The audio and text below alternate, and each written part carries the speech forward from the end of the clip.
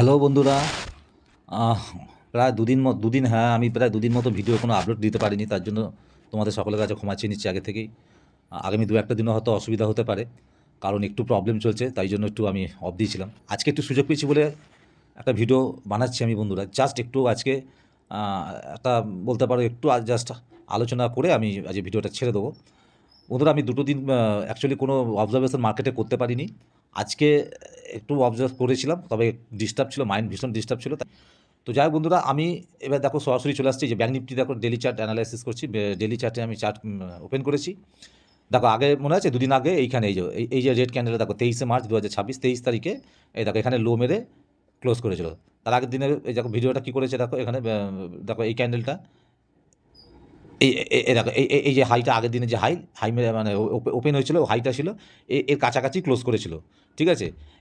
এবারে এই যে এইখানে যে লেভেলটা আমি টেনেছি, দেখো 53,214, এই লেভেলটাকে দেখো কতবার দেখেছো। এই যে এই জায়গা এই সবুজ গ্রিন ক্যান্ডেলটা দেখো এখানে এসে সাপোর্ট নিচে নিয়ে আবার উপরে উঠে গেছে।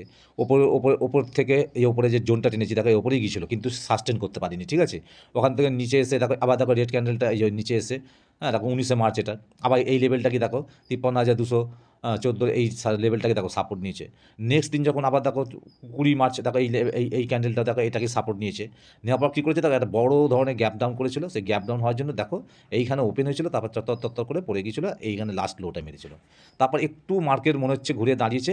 এবার আমি তো এই দুদিন তোমাদের ভিডিও কোনো দিতে পারিনি, তো সেই জন্য আমি কোনো আগেরগুলো আমি নিজে থেকে এগুলো লেভেলগুলো টেনে রেখে দিয়েছি। ঠিক আছে। তো আমি এই যে লেভেলটা করেছি এটা অ্যাকচুয়ালি আমার এন্ট্রি লেভেল হচ্ছে। ঠিক আছে। এই 53,214, এই জন্য বারবার এই লেভেলটাকে সাপোর্ট নিয়েছে বলে আমি ঠিক করেছিলাম কি এখন এই লেভেলটার উপরে একটা ডেলি ক্যান্ডেল ক্লোজ দিক। তো আজকে দেখো বন্ধুরা, আজকে এই ডেলি ক্যান্ডেলটা কিন্তু মোটামুটি এই লেভেলটার নিচেই 53,214 নিচেই ওপেন হয়েছিল। তারপর ধীরে ধীরে ধীরে ধীরে ধীরে ধীরে দেখো আমার এই যে জোনটা তৈরি করা আছে, লেভেল জোনটা টেনে রেখে দিয়েছি, যে 54,500-600 থেকে আর ধরো ওই 54,800-68, যে 200 পয়েন্টের এই যে গ্যাপটা। তো এই যে জোনটা আছে এই জোনটার কাছাকাছি গিয়েছিল বলা যাবে না, মোটামুটি কাছাকাছি গিয়েছিল, 300-400 পয়েন্ট দূরে দূরে থেকে নেমে এসছে। বন্ধুরা, কালকে কী করতে পারে আমি সেটা বলে দিচ্ছি।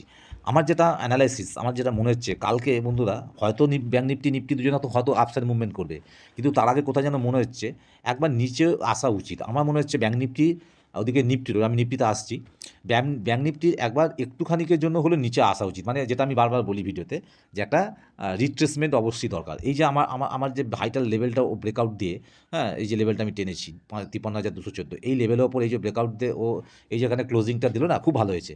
এরপরে যেটা চাই, যদি আরও বড় ধরনের মুভমেন্ট যদি ব্যাঙ্ক নিফটিতে পেতে হয়, তাহলে আমার মনে হচ্ছে একটা রিট্রেসমেন্টের দরকার আছে। অর্থাৎ নেক্সট দিন আগামীকাল যদি একটা রিট্রেস করে ব্যাঙ্ক নিফটি এখানে কোথাও, ধরো আজকে যেখানে ক্লোজ করেছে এর আশপাশে কোথাও ধরো ওপেন হলো, ঠিক আছে, খুব ভালো হয় যদি গ্যাপ আপ বা গ্যাপ ডাউন না মারে, ফ্ল্যাট ওপেন হয়, মানে ফ্ল্যাট ওপেন হলে খুব ভালো। অর্থাৎ যেখানে আজকে ক্লোজ করেছে ডেলি ক্যান্ডেল, এই ক্লোজিংয়ের আশপাশ কোথাও ধরো ওপেন হবে। হ্যাঁ এই ক্লোজিং করেছে কোথায়, 53,708 ক্লোজ করেছে। তো এই ক্লোজিং লেভেলের আশপাশ কোথাও ধরো ওপেন হবে। ওপেন হওয়ার পর না একটু নিচের দিকে আসবে, যেটা আমি বারবার বলি এটা রিট্রেসমেন্ট। খুব ভালো হয় যে 53,214 লেভেলটাকে আবার এসেও রিটেস্ট করে। ঠিক আছে। যদিও 500 পয়েন্টের ব্যাপার আছে, 500 পয়েন্টের মতো উপরে আছে, ও নিচে আসবেন নামতে হবে। তো ব্যাঙ্ক নিফটির কাছে এটা কোনো ব্যাপারই না। তো খুব ভালো হয় যদি ব্যাঙ্ক নিফটি কালকে এই আজকে যেখানে ক্লোজ করেছে আশপাশে ওপেন হয়ে, ঠিক আছে, বড় একটা গ্যাপ আপ না মেরে বা গ্যাপ ডাউন না মারলেই হলো, জাস্ট ফ্ল্যাট ওপেন হয়ে এই লেভেলটাকে একবার রিটেস্ট করতে আসবে। এই লেভেলটাকে রিটেস্ট করে যদি এখান থেকে ঘুরে যায়, ঘুরে গিয়ে ওপরে আবার উঠতে শুরু করে, তাহলে বন্ধুরা এই যে জোনটা আমি টেনেছি না, এই যে জোনটা আমি দেখাচ্ছি, হ্যাঁ 54,600 থেকে ধরো এই যে 54,800 আর 850, ঠিক আছে, এই যে 200 পয়েন্টের এই জোনটাতে যেতে পারে বলে বা যাবার সম্ভাবনা আছে বলে আমার মনে হচ্ছে, যদি এই কন্ডিশনটা কালকে হয়। নেক্সট দিন কালকে বা যে কোনো দিন, ঠিক আছে, আগামী যে কোনো দিন আবার হতে পারে ধরো এই লেভেলটা পর্যন্ত এলো না, হয়তো এর আশপাশ পর্যন্ত এলো, একটু কাছাকাছি, ধরো এইখানে কোথাও ওপেন হয়েছে, হয়ে এখানে একটু নামলো 53,400 450 কাছাকাছি নামলো, ঠিক আছে, বা 400 কাছাকাছি নামলো, 400 অব্দিও নামলো, বা 350 অব্দিও হলো, ঠিক আছে, এরকম করেও এখান থেকে যদি উঠে যায় তাহলেও হবে। আর তৃতীয় কন্ডিশন হচ্ছে আরও ভালো হবে যদি কালকে বা আগামী যে কোনো দিন যদি ওপর থেকে এসে যদি গ্যাপ ডাউন ওপেন হয়, কোনো ব্যাপার না, যদি গ্যাপ ডাউন ওপেন হয়ে যায়, হ্যাঁ আমি যে রিট্রেসমেন্টটা চাইছি, যদি এই লেভেলের নিচে এসে ক্লোজ করে দেয় না, আর একবার যদি এই লেভেলের নিচে এসে ক্লোজ করে দেয়, কিংবা গ্যাপ ডাউন ওপেন হয়ে যদি এই 53,200 লেভেলকেই যদিও রিটেস্ট করে এখানে টাচ করে সাপোর্ট নিয়ে আবার ঘুরে এখান থেকে উঠে যায়, একটা ভালো শর্ট কাভারিংও এখানে দেখা যেতে পারে বলে মনে হচ্ছে, এবং এই জোনটা পর্যন্ত যাওয়ার সম্ভাবনা আছে বলে আমার মনে হচ্ছে। ঠিক আছে? আর নিচে তো এখন বন্ধুরা যেটা আমি বলব, নিচে দেখো আমি তো এটা ডেইলি অ্যানালাইসিস করছি। সেক্ষেত্রে ডেইলিতে অ্যানালাইসিস মানে স্টপ লস, টার্গেট এগুলো সব বড়, বড়ই হবে। বুঝতে পারছো? যেহেতু অনেক বড় টাইম ফ্রেমের কাজ। তো ডেইলি টাইম ফ্রেমেতে যদি আমি এখন যতক্ষণ না ব্যাঙ্ক নিফটি এই ৫১,৩২২ এই রেড ক্যান্ডেলের লোকে ব্রেক করে নিচে একটা ডেইলি ক্যান্ডেল ক্লোজ করছে, ততক্ষণ নিচে ডাউন সাইডে আর যাবার কোনো সম্ভাবনা আমি দেখছি না। অর্থাৎ বুঝতেই পারছো? তার মানে কি বলতে চাচ্ছি, এই লাল ক্যান্ডেলের যে লোটা ৫১,৩২২ এই লেভেলের নিচে একটা ডেইলি ক্যান্ডেল ক্লোজ করতে হবে। ক্লোজ করার পর যদি আবার নেক্সট কোনো দিন যদি এই নিচেই ওপেন হয়ে একটু রিটেস্ট নিয়ে, একটু ওপরের দিকে রিটেস্ট নিয়ে নিচের দিকে আবার আসে, তাহলে জানবে আবার একটা বড় মুভমেন্ট ব্যাঙ্ক নিফটি নিচের দিকে দিতে পারে। কিন্তু এখন মার্কেটের যা অবস্থা বন্ধুরা, আমি তো দুদিন ধরো মার্কেটে থাকতে পারিনি, কিন্তু রাতের দিকে একটু হয়তো সময় করে দেখেছিলাম। তাতে যা বুঝলাম, মার্কেটে এখন কোনো নিশ্চয়তা নেই মার্কেট কী করবে। মার্কেটকে কেউ চালাচ্ছে নাকি মার্কেট নিজের ইচ্ছে মতো কিছু করছে বুঝতে পারছি না। কোনো টেকনিক্যালকে ফলো হচ্ছে না। আমি যে টেকনিক্যালি যেভাবে অ্যানালাইসিস করি তাতে দেখা গেল আমি দেখলাম দুদিনে পরে আমি দেখেছি যে টেকনিক্যালকে ফলো করছে না। তো সুতরাং যাই হোক, উল্টোপাল্টা ১২০০, ১৫০০ পয়েন্ট, ২০০০ পয়েন্ট গ্যাপ ডাউন মেরে দিচ্ছে, গ্যাপ আপ মেরে দিচ্ছে। সুতরাং বুঝতেই পারছো, টেকনিক্যালি অ্যানালাইসিস করছি ঠিকই, কিন্তু টেকনিক্যাল কতটা মানবে জানি না। কারণ এখনও বাজার স্থিতিশীল নয়, বাজারে এখনও স্থিতিশীলতা আসেনি। তো যাই হোক, এই কন্ডিশনগুলো বললাম ব্যাঙ্ক নিফটির ক্ষেত্রে। তো চলো এবারে নিফটিটাতে একবার দেখিনি। দেখো বন্ধুরা, দেখো বন্ধুরা, নিফটিতে এসেছি, নিফটি চার ওপেন করেছি ডেলি টাইম ফ্রেমে।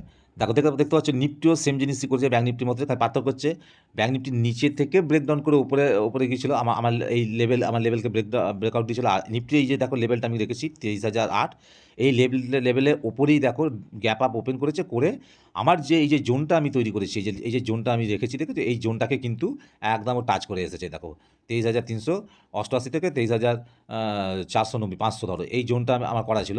এই জোনটাতেই কিন্তু ওপরে মাঝামাঝি গিয়েও আবার নিচে এসে ক্লোজ করেছে।